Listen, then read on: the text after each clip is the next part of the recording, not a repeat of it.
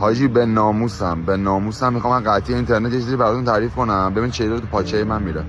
من این مغازه داشتم تو اندونی. خب اون موقعی که اینستاگرام باز بود روزی 10 قلم 20 قلم و تو هم اندونی من میفروختم. مای 15 تومن کلا اجاره میدادم. حاجی باز یه چیزی برام میمون. خب جنگ شد که اصلا شب عید ترامپ چاقال اومد یه جنگی شروع کرد، رید تو کار و کاسبی ما. اصلا من کاری ندارم، کش گویی هم نخوردش. حاجی امروز رفتم بساط وایسادم. خب گلوم جر خورده گلوم. خب 3 میلیون پولش جامم به اون آدمایی که تو بازار وای میسن جای اجاره میدن. 3 میلیون من روز پول دادم واسه اجاره روزانه اونجا.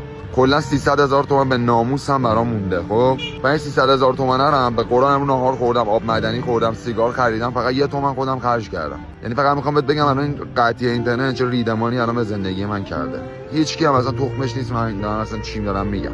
نه همه فکر می‌کنم ناله میکنم دارم فقط زر میزنم. ولی حاجی به قرآن دهنم سرویس شده، به ناموسم دهنم سرویس شده. همین روزاست به قرآن خودم بکشم راحت کنم خودم.